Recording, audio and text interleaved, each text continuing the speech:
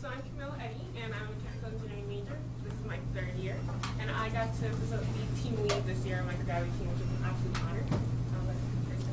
All right, I'm Jacob Davlin. This is my fourth year. I'm a mechanical engineer, engineering student. My name is Chris Ruby, third year electrical engineering. Marina, third year physics. And I'm Zach, and I'm second year physics. Colton Colbert, last semester mechanical engineering. Eli Anderson, last semester geoscience, and I do teach education. So our tool's name was called the ZOIDBERG, and that stands for 0G, Operable Interplanetary Delivery-Based Ergonomic Gravity. And that's the basic acronym of ZOIDBERG, so I hope you guys are familiar with that. Get started. We were a team of 9 undergraduate students from different majors, like you heard, and different years as well. Not with us today is Scott. He just graduated, some of you probably know him. He just graduated last semester, and then John Cashin, who just transferred to St. Louis, Missouri, Washington University in St. Louis. And then we had a whole array of really awesome mentors and faculty advisors who are here today. Actually, would our faculty advisors and mentors stand and be recognized? That would be awesome. Byra. Yeah, okay. They were really awesome, and they helped us out a lot, especially with the wide array of expertise they had, and also experience with the program. And up at the top right is Jessica Chamaguni, and she was our NASA mentor, so she works over at NASA Johnson Space Center in mission control. Really cool. So we'll go into overview. Okay, so this is the ZOIDBERG. As you see here, it's a nice piece. A lot of cool features to it, a lot of safety features that we had to implement to this. So I'd like to show you how the tool works. So once the astronaut connects his tether to the tether point for safety so it doesn't float away, and he floats over to a sample that he likes, he engages the sample collection containers using the charging rod. And once it's in place, the safety trigger needs to be engaged while squeezing the trigger. This then pulls back on the rod and rake, opening the container. The astronaut will then be able to pick up the sample and release the actuator, closing the box. He will then repeat those steps in order to collect the next sample. So we're part of the Microgravity program. The Microgravity program is a program that has undergraduate students look at ways astronauts can collect samples off an asteroid. They have a mission called the Asteroid Redirect Crewed Mission that's coming up, and what they want to do is be able to send an astronaut out to an asteroid that they capture in the orbit of the moon, go there, collect samples, and bring them back. So we were given a task to basically build a tool that fit those different parameters. We were given parameters like size and width and weight, very basic, and then we had to come up with the creativity and the ideas and the design for how it actually would accomplish collecting a sample. So there was a lot of different steps. To get into the program, we had to write a proposal, which I believe was the next. So the proposal started off with 4 individuals, I think Camille, Jake, Scott, John, right? Yeah. And then after that, they did most of the design for the tool, just starting right there. And then they threw in me and Eli into the process to help get the proposal going. So the proposal was a 47-page paper, just overlaying like what plans you were going through, just everything we had thought through, like every individual component of the tool and so on and so forth. Going on from that, we also had to come up with an outreach plan, which was headed by Eli, since he's a great teacher, student advocate. Anyways, so we had to do a whole bunch of like e-girls, e-day, and a whole bunch of outreach stuff. And then we also had to write a grant, which we ended up getting for $10,000 to just fund everything for us. Yeah, it was really interesting because it's not, Microgenetics isn't a competitive program. There are 18 schools in total that were accepted last year, and we were just one of them, right?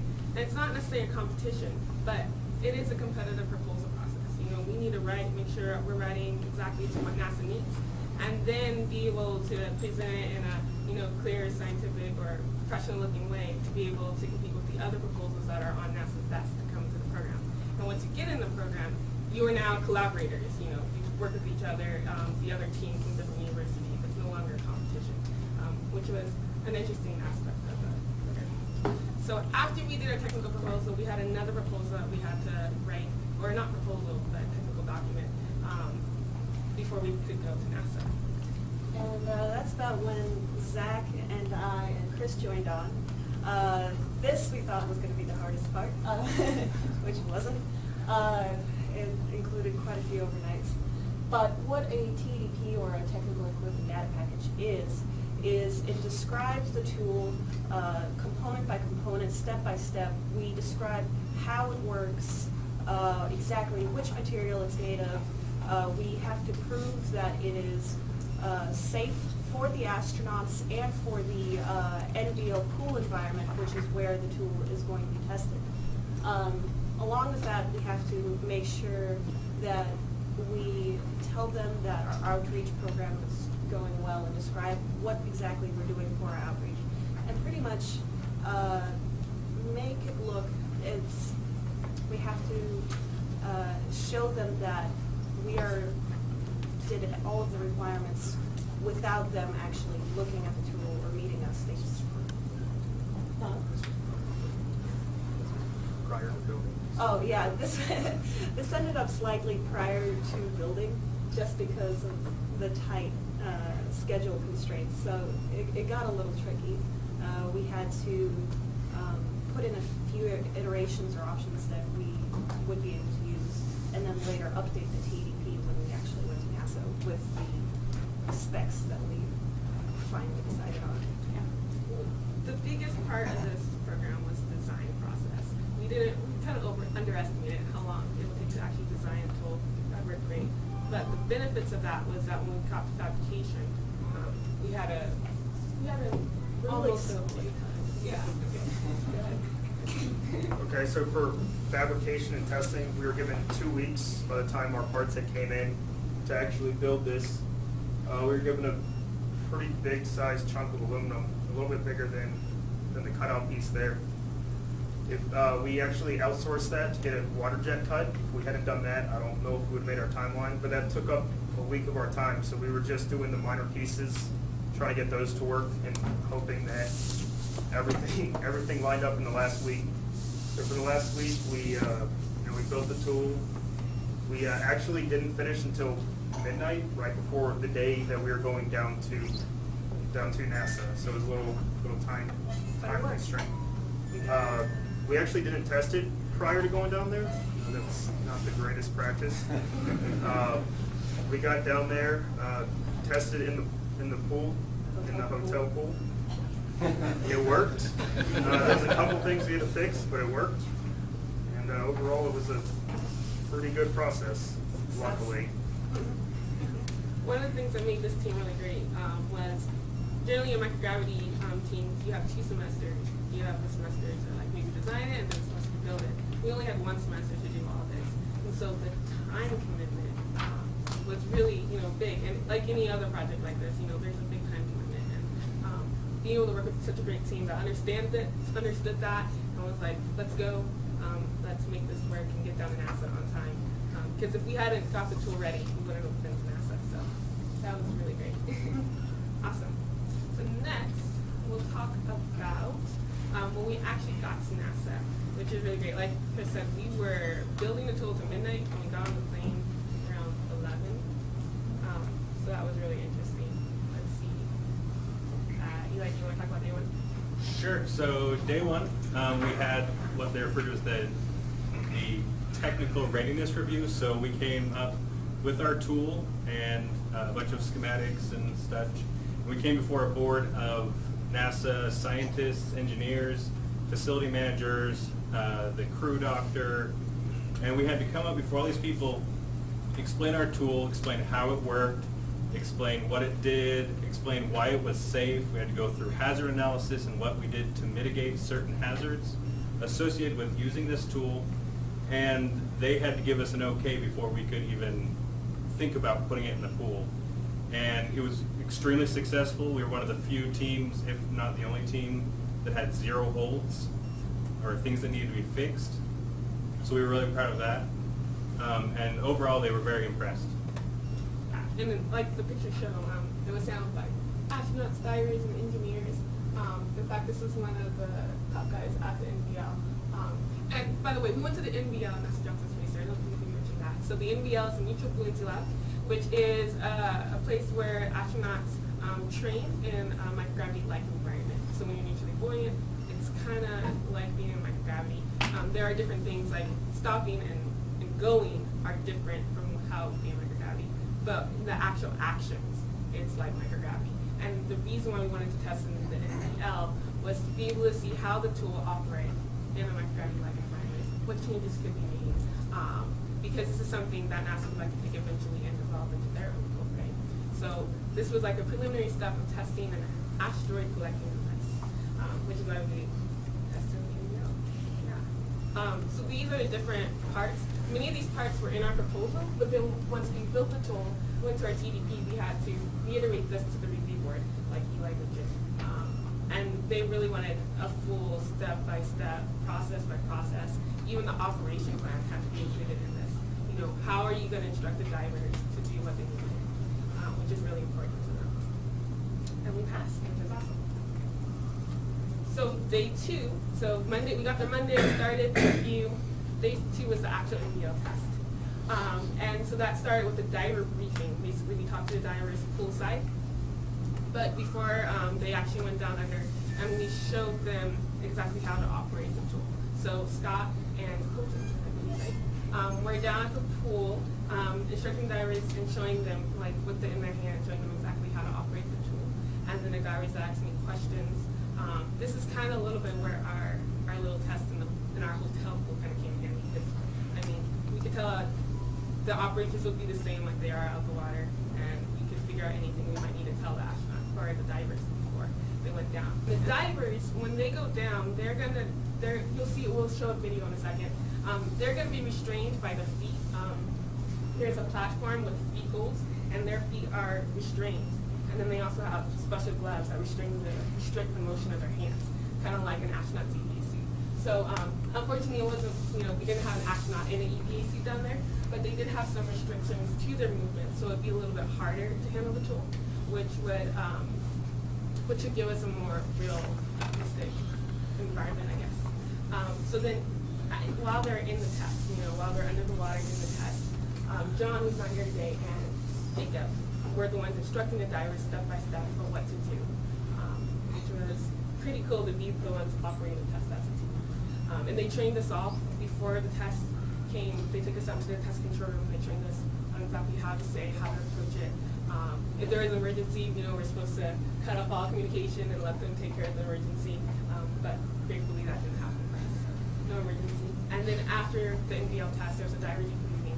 Same thing where the divers came back up to poolside and they talked about the tool and the operations, what they thought, how it handled, and what we can improve, which is really, really awesome because, when you do tests like this, it's really important to have that user feedback. So the divers were able to give us excellent feedback, which we'll use soon. And we'll talk about that a little bit. But let's go to the video of the test. TC diver com check.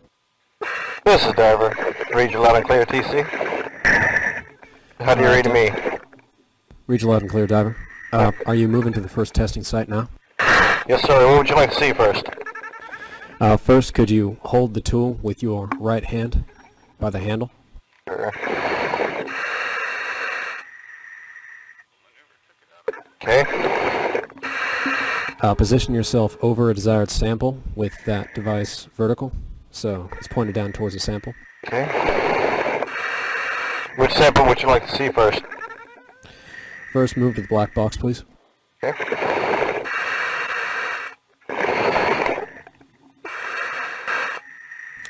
Now with your left hand, please rotate the first box into the correct position.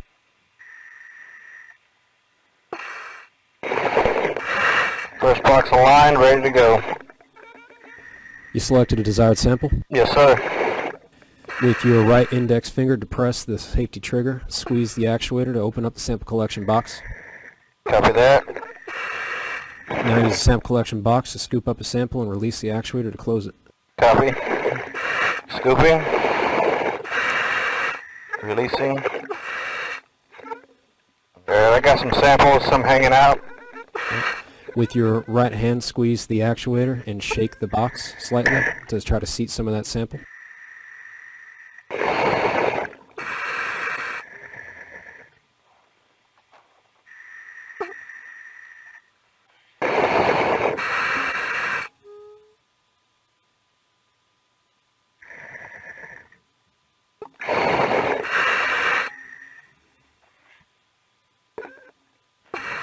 Sample contained. Good to go. Moving on to the next sample collection site, which is the white bin. Okay. I'm at the white bin. With your left hand, grab the charging handle and rotate the next box into place.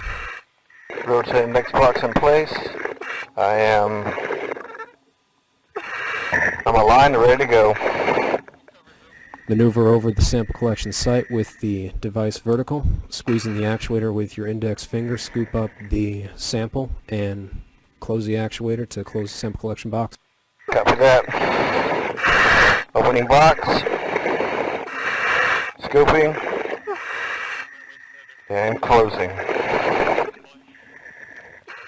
I have samples, some hanging out.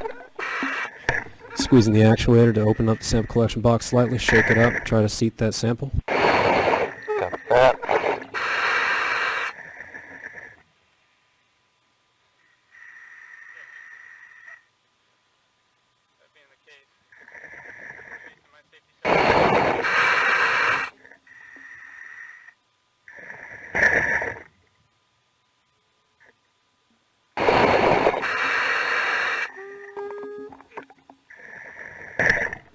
Sample contained. Alright, with your left hand, grab the charging handle and rotate the third and final sample collection box into place. Copy that.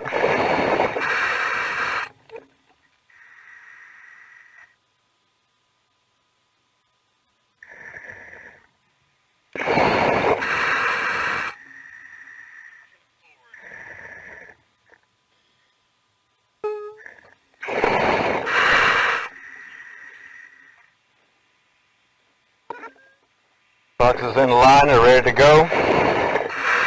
Is that some neutral sample you just laid down there? Yes, sir. Alright, that'll be your third and final sample. Okay. Maneuver the tool over the sample and squeeze the actuator with the safety trigger depressed to open up the box. Copy that. Opening, going for sample.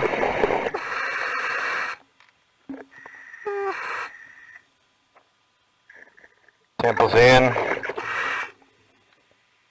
Kind of maneuver to close. Sample contained. Alright, pull the charging handle back so that the third and final sample collection box is out of the way, so you won't accidentally open it.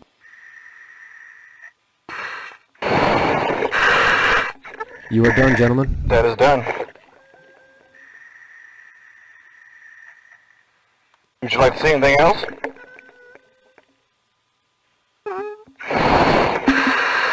Stand by. Copy.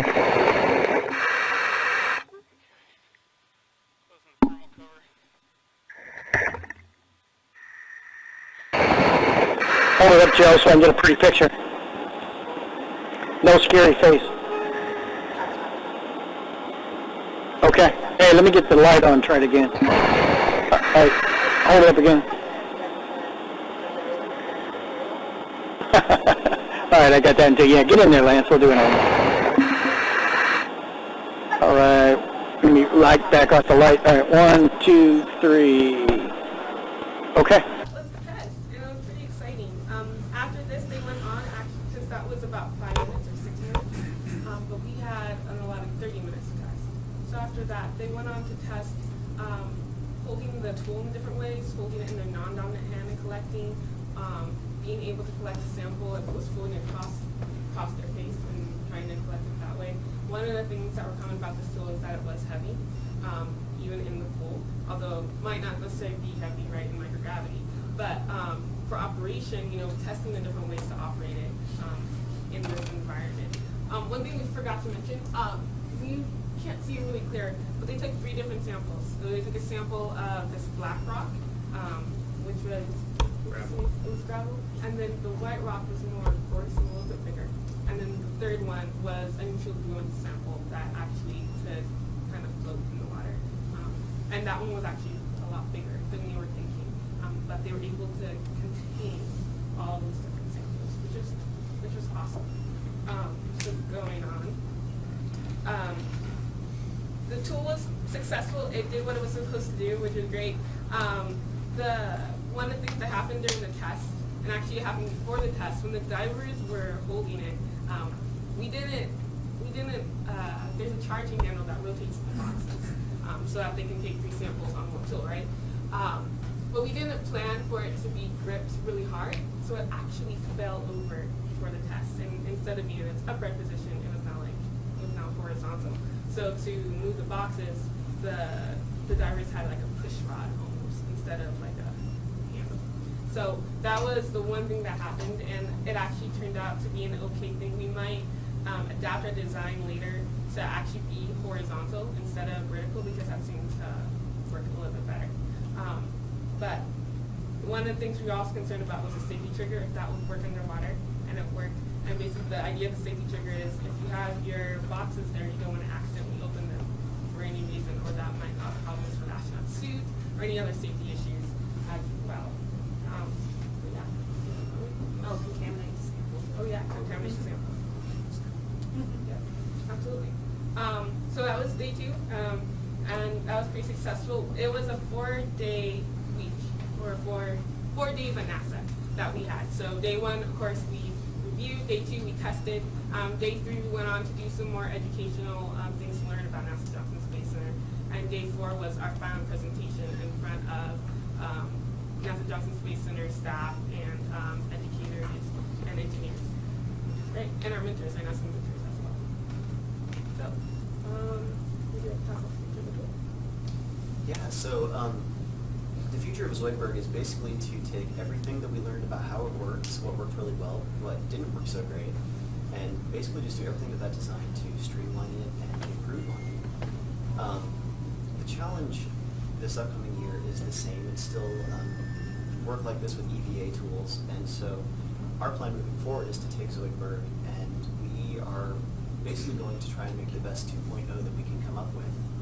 And so that's going to be a combination of not only working off of what we've already done with it, but really sort of pushing the envelope to see what we can make happen with it. Because one thing about this is, we talked a lot about the work that went into the initial proposal to have this design accepted so that we could actually move forward with even trying it.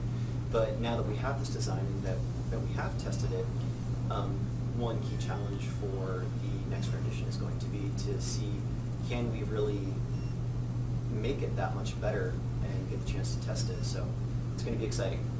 Yeah, one of the main problems was the weight and the spring force required to actually actuate the actuator. So those are probably going to be the 2 main things we're going to be really focusing on and trying to improve. So, like I mentioned before, there were 18 teams total that went down to NASA, and they all had different tools. Some were float sample grabbers, others were rock chippers, or different variations of sampling rocks off an asteroid. So the people that we tested, the people that work at NBL, basically, they're the ones that are actually going to be designing this tool. And what they're going to do is they're going to take our SolidWorks and our designs, and they're going to kind of look at them all together, and that's going to be kind of the basis of how they're going to go forward with their tool. They'll be able to go and say, how did this team do this? And then they'll go back and be able to look at our detailed CAD drawings, and our proposals and our TEDPs, those had detailed manufacturing specifications and the thinking behind the different components. So they'll be able to look at those and try to incorporate those if they want to, of course, in their own tools for the asteroids. So that's pretty cool as well. So one of the things NASA asked us to consider over and over was how are we contributing to space exploration? And I know that can be kind of personal to an individual, to every person, but for me, I think being able to not only build a tool for NASA reasons, right, but also to be able to come here and talk to you guys about, now you guys know about the asteroid redirected food mission. That's important to being able to increase that awareness, which increases, involvement in programs like these that support NASA projects, but then also get the public a little bit more aware of the different things that NASA is still doing today.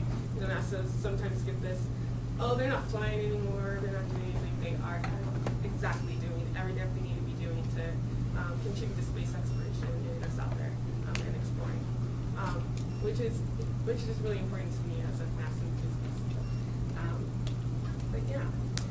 The final thing we did, which isn't in the slides, but we actually wrote a final document detailing the finishing of this project, which is written in a format that could be published possibly, but it's in a format that talks about the whole design process, manufacturing problems that we had, and then really delineates like how we can improve it, which will be really important for this next year's team in improving the ZOIDBERG and bettering the research that we did. So that was the final project. We just finished it. It got submitted Monday. So that's great. Finished. One of the components we haven't talked about is our outreach component, which is really important to the program, especially to NASA. They didn't require us just to build a tool to have these specific design plans for the tool, but they also wanted us to be able to come out, talk to the public, engage the public, not just university students, but also smaller children in different outreach events. So we're going to take a little bit of time. We have lots of time. Just kind of going through some of these projects. So you guys can pick your favorite one. I'm going to stand in the middle. All right. So we designed a lot of things, and NASA kind of gave us some guidelines, and really the outreach in the proposal was about a third of the proposal was outreach and how we're going to do this. And they had some things like, okay, we need you to be promoting NASA programs, promoting STEM education, working with minorities in STEM fields. And on that, I added some things like building 21st century skills such as group work and communications and budgeting and things like that. So my favorite project, we went and worked with North Star Charter School over in Eagle, and we came at it as kind of a project-based approach. We kind of borrowed the idea that NASA gave us this challenge, and we gave a similar challenge to these students. We were working with physics students in a 7th grade setting, and we were working with, or I guess, physical science technically, and we gave them a very similar challenge where they were to build a tool that could collect a sample from this pool of liquid. Toxic water. Toxic liquid from a foreign planet that we're not sure if it's safe for humans. So they had to build this tool that would be able to capture a sample from the bottom of this liquid. And we worked really hard with the teacher, Dr. Jill Hettinger, who was mentioned in our mentors. And we built this with her to incorporate next generation science standards, Idaho core curriculum, and they had to write a proposal somewhat. They had to budget how many materials. They only got so much money, and they used that money to buy the materials for building their tool. They had to test it. They had to do some scientific inquiry with, okay, well, how much force does it take to pull on this, or how much does this take? And then they had to give a formal presentation to us and the rest of their class on what they did, what their tool was, and then we tested all of their tools. And it was amazing to see the designs these kids came up with. We're talking middle schoolers, and they had some pretty complex designs, and they worked. And it's amazing to see all the ways they came at this problem, and it was really an excellent learning opportunity for them, and I'm sure it's something that they're going to remember. Actually, before you go, there's some really interesting ones. There was, see that bottom one with the cups, the kid who built it was going off of a lobster trap to where he'd scoop up the sample. It would go through like a funnel like this, go into it and not be able to fall out. All the water would drain out. We had a lot of, scissor type things. We had, a few grabbers. What was the other cool one in there? Can't remember right now. It will probably come to me later. But yeah. Actually, I guess my favorite, well, that was kind of my favorite, but we also had E-Day and E-Girls, which I thought was great too. It was kind of the same setup to where we gave them the same challenge of there is toxic liquid, it's this high, and you have to grab some samples from the bottom given these tools. Instead of these guys, they only had, I think, an hour and a half to do this, so we didn't give them a budget limit. But this still promoted, they have to work in teams that we kind of just, U3, also, even with that time limit, they came up with some interesting ones. There was one where they took and they glued together popsicle sticks kind of in this motion and just put string all around like this. And what she did is you scooped it up against the side and the rocks would actually get stuck in the string. And it kind of was like a mesh trap like that. There was a little chopstick type of thing as well. It's sort of the scissors thing, but they actually, it was moved apart like this, and there was these two sticks like this, and you moved them together, the two sticks went together to pick up one single rock.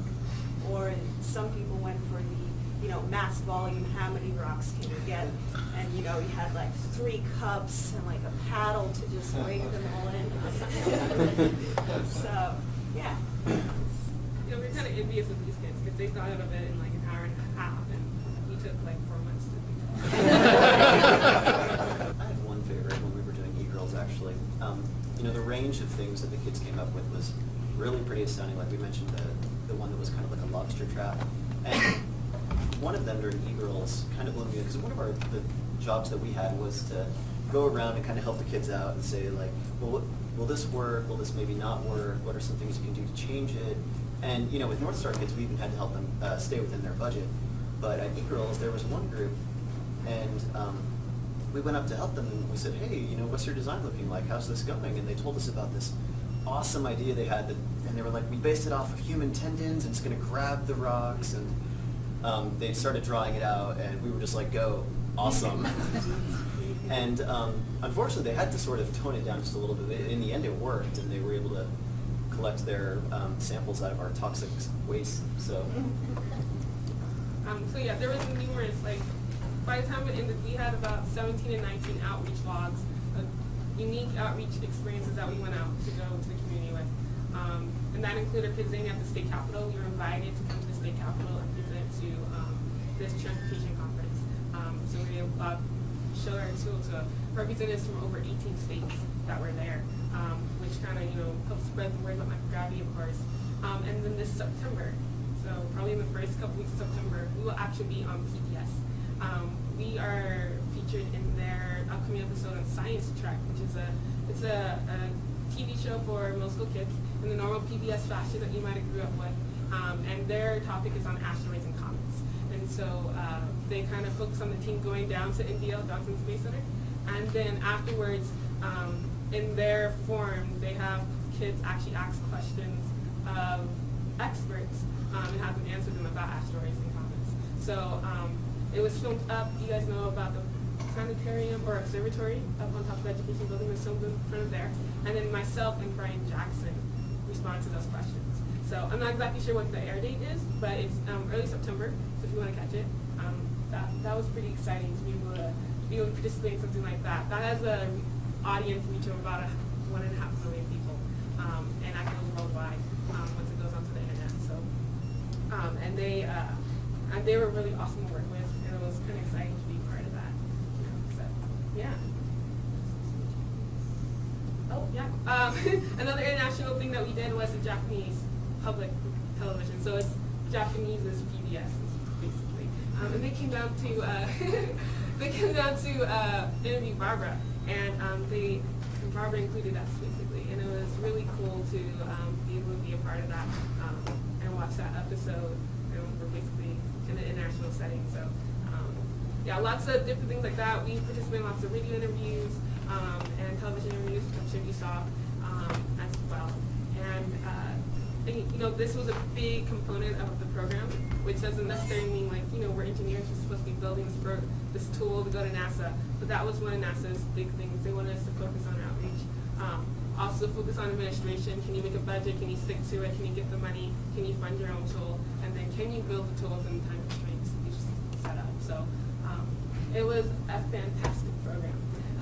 And then before we stop, I want to mention that there is a new program coming out. There's the new cohort of students for Microgravity. They just sent out the announcement, and it's on their website. So if you Google Microgravity University, NASA, you'll be able to go to the website and kind of learn more about the program and how to apply. And then about 3 or 4 of us who are from this team will be forming a new team. So if you're interested, definitely come up, give us your information, and we will get you plugged in. Excuse me. Anything else you guys would like to add? That's perfect. Okay. Oh, okay. So just on that kind of recruiting note, so we showed you lots of the work that we did. We also did lots of fun things. So when we were in NASA, we went to like their advanced robotics where they built Robonaut, who is currently on the space station, and he's amazing. If you haven't ever looked him up, look him up. We got to go to their EVA suit development, so the new next generation of space suits. We got to go down into mission control, the current active one, while they were operating. Talked to the flight director. Met all kinds of astronauts, flight controllers, engineers, scientists.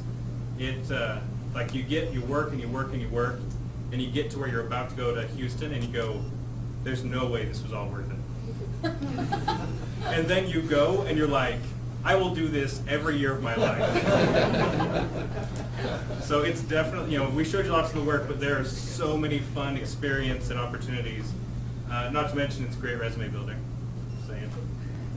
And it's awesome because, Boise State has this program. And like I said, we're one of 18. How many universities are in the United States? And we're one of 18 universities to get accepted to this program. So definitely a plus for Boise State. So, yeah.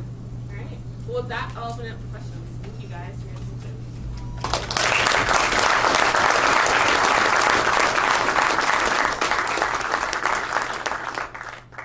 First of all, congratulations. You're excellent ambassadors for the university and continue to bring more value to my undergraduate degree. My question is on the sample holder, right? I noticed it looks like I don't know what it's made of, but it looks like it can be 3D printed. Was that intentional? Or is there any consideration for elemental analysis later, like so you can easily transfer your sample holders? Yeah, I would suppose so. Yeah.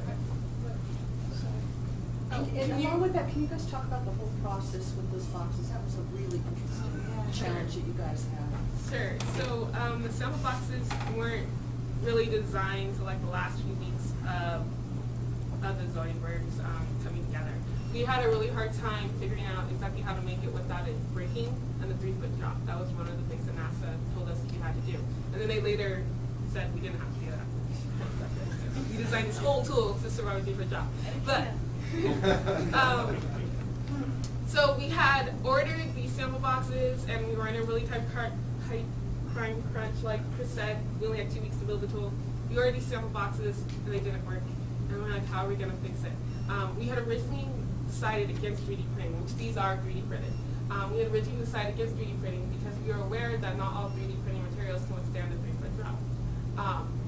But with further consideration of our time constraints, we went down to HP and they donated their resources and allowed us to 3D print these with their e-prints that they have down there. And these are like solid ABS plastics, they're not going to drop. And even though we didn't have to do a 3-foot drop test, they're pretty sturdy. But as far as the question, I don't know if I understood completely, but making it easier to examine samples, is that what it was? Yeah, I was just wondering if it's like compatible with some existing analysis tools on the space station. Sure, that is definitely a consideration I think the next team should take. Yeah, these are just straight ABS 3D printed plastic, so yeah. They can actually be unscrewed from the tool, so I don't know if it's just some standard like sample container that they already have, right? No, it's just a box that fit the sample size. The max sample size is the box that will fit. Yeah, and we designed it also to carry, we call this the rod, rake, and saddle system. So this rake right here, or this rake, rod, and then the saddle right here. And we were originally going to machine the saddle, but with the 3D printing, we were of course able to just put that saddle right on top and design it in, which was useful. It saved us a lot of time. On the sample boxes, for the 2.0, I think about making them interchangeable with different kinds for different samples, like liquid ones. Well, one thing about that is that this tool is specifically being designed as part of the asteroid redirect crew mission. So one thing that we knew going into it from start to finish was that it would be working on an asteroid. So all of our design work and all the sort of things we took into consideration with it kind of had that we'd be working on something rocky or gravelly in mind. So Well, interchangeability is definitely something that could be taken into account in future renditions. With this specific tool for us, our sort of Requirements. golden goose and Yeah. was rock samples. But we did actually have in earlier versions of this tool ideas in mind for things that could make it easier to actually collect a rock sample. And one thing that was actually a big challenge was that we always had to sort of bear in mind that we wouldn't actually be testing on an asteroid, we'd be testing in the NBL pool. So that kind of enabled us to sort of scale back what we were trying to do and kind of rein it in to get the best design for actual prototype testing. But yeah, that's definitely something that came into play to some extent. In addition, kind of on the interchangeability, currently these boxes are solid mounted. I mean, technically you could take them off, but they're like Loctited in place. So one of the things that we've considered for future editions is tail boxes that are easily removed. So currently you could go out and you could collect 3 samples. So future ideas include ones where you could take 3 samples and then switch boxes with empty boxes, and then you can take 3 more samples. So that's one of the things we've considered for future. Like you can kind of break them off right now, but we can do that. Did you guys, what are some of the IP considerations, like when you sign these contract proposals? So, yeah, we had to say that NASA could really use our materials and that we would allow them, like we had to sign away, not completely our rights, but we had to tell them, sign a document that said NASA is free to use this and take it for their own research. That and our pictures.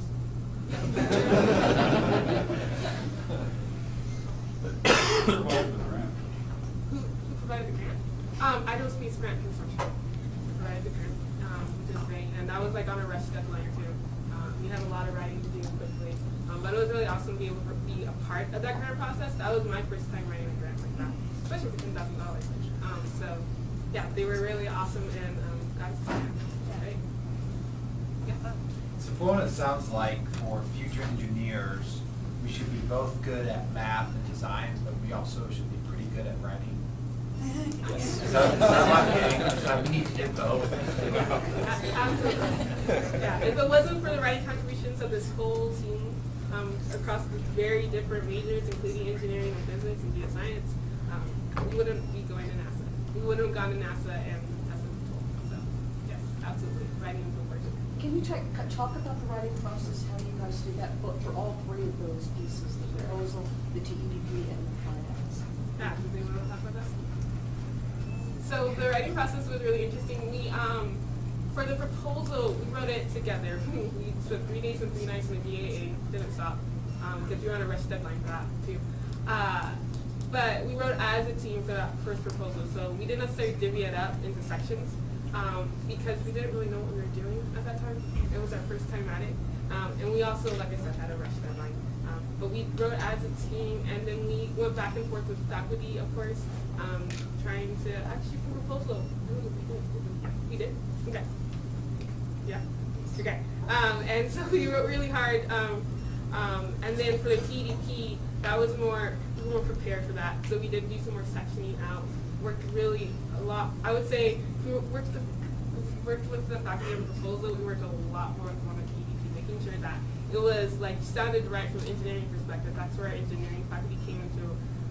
It really, really helped us make sure that we had a great design plan that sounded right and that we thought through all the different things that could go wrong, that might be changing, that wouldn't actually be manufacturable, so different things like that. And again, we stayed together for a couple nights. It's a little bit more than just dotting your I's and crossing your T's. And we actually have to thank Barbara too, who stayed up with us one of the nights, really going through it line by line. That was, it's difficult. We also had It's all. just excellent feedback from our engineering mentors, Dr. Gardner, Gus, and we had several. Everybody, we kind of, once we had a draft, we kind of sent it out to everybody. And that feedback was cool too, especially, like me, I didn't actually have any sort of engineering science background before coming into this program at VSU, the physics program. So it was sort of a really rough shift from what I had been doing which was a lot of literature-based stuff, very, very technical-based writing, which is kind of funny because it's like, oh, I can make it look the way it needs to be, but as for actually having it read the way it needs to read, that was really exciting, let's say. And so being able to work with the faculty on that was also a very cool part of this. Yeah. And we did have the former team documents to kind of like learn a little bit of how it looked, or how it looked from Boise State in the previous years. It wasn't something we could fall back on. It was like, hey, we kind of understood the process a little bit more because we had a strong history of Boise State with microgravity. And then we went on to the final proposal. We definitely sectioned that out as we were going. We're leaving for the summer to go to vacation or go back home. So we had to section that out a little bit and work individually to get that through. But then after that, we went through also another big review process with faculty to get it sounding right. And it actually turned out really great. I forgot to bring it in. I would have brought it in. But it was a really great effort of the team, especially when we were a little bit more spread out this time for this support. We didn't have to stay up overnight with each other, but we got it done. So that was the writing process. Very time intensive. In the middle of that, we were still designing, like the TEDP, we were still designing the tool while we were writing the TEDP, which is a little frustrating, but we got through it. And taking your normal classes. Well, when you're writing it out, right, you'll all of a sudden come to the realization that, wait a second, this might not work the best. And so you really quickly have, okay, team meeting, what do we do about this? Figure it out. Okay, back to it. There was a lot of going back and forth, meeting with them. How did, or who came up with the different outreach activities that you did, and who you were going to work with, and what specifically you were going to do when you were there? That was a whole team effort. So we borrowed some things from previous year's teams. This has been a very successful program here at Boise State. How many years in a row are we now? 6 or 7. 6 or 7 years in a row, Boise State's gotten this, and so we had a good former teams. We could say, okay, well they did these activities, they seem to work. Let's kind of follow up on these. We also kind of worked with College of Engineering, and who runs E-Girls or E-Day? Who does E-Day? Leander also. So we worked with Leander. In our proposal, we had to prove that we had these outreach activities to do. We had to have letters in our proposal saying they're going to come and do this outreach. And Leander was gracious enough to write one of those letters for us. Jill Hettinger we worked with. She has previous experience with the team, and so we knew we could go to her for assistance. I'm trying to think who else. State Department of Education, we worked with Idaho Science and Aerospace Scholars. Barbara helped us out with that connection. So we kind of leaned on previous years and then found anyone we could to help us find more opportunities to share this great experience we had and to help kind of inspire that next generation. Yeah, it was by chance we got the PBS. That was awesome. I worked in an internship here at Boise State last spring, and the professor I worked for, or my mentor had a connection with PBS, and so we kind of went back and forth and tried to get that connection. We got it. It was awesome. So working with our connections, past microgravity connections, and coming up with a little creativity, because we actually designed these projects as well. When we went and presented at STEM Exploration Day, eGirls, we designed those ourselves. Just kind of sat around the table and thought about it, especially with Eli being in the education meeting. That was really helpful. So I suggest if you form a microgravity team, have an education major. Absolutely. Yeah. Any other questions? If we wanted to see more in detail about the project, like the writing, and so is it available on a database somewhere? Or? It is not. How would you like to go about that project? Like a final disclosure. You might well, go- you could probably put a website together. I mean, I can certainly build one. Either university or through the College of Engineering. Wherever it best fits, maybe it's at least something more broad. The other thing would be post a link to your final write-up, your final report on your blog site. It's on, you're talking about your blog Sure. site. So we do have a blog site. Let me see if I can write it down. And it hasn't been updated since we went to NASDAQ. Let's see. So it's Boise State. I hope I have this right. Microgravity. It's on 2015. I think that's it. Okay. Dot. WordPress. Dot. You kind of Google all those words together. If that doesn't work, it should. Yeah, if you Google what is Microgravity 2015, yeah, it should pop up. You should be one of the first people to pop up. But yeah, and so we'll have a blog. We'll probably update the blog pretty soon, and then we can also add links to the proposal and the TEDP.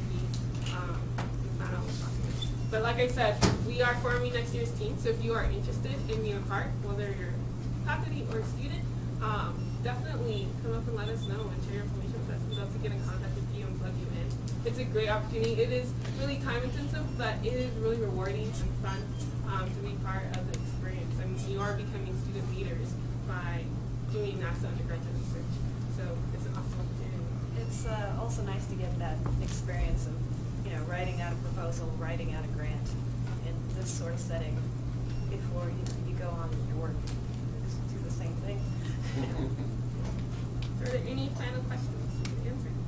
Is there any space for like someone who maybe doesn't have time to do the whole process, but maybe wants to help like the outreach or other things? There like people that can.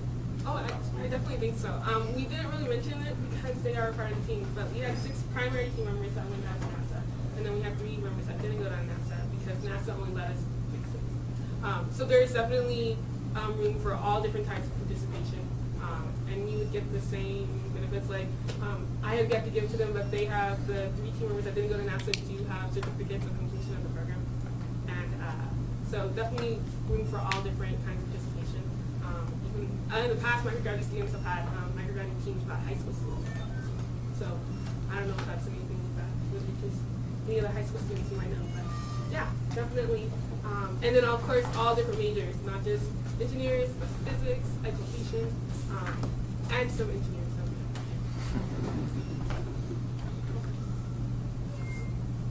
Any other questions? Okay. Well, I'd like to thank this awesome team for being a part of the 2015 Microgravity team, and thank you guys for coming out and listening to us. Appreciate it.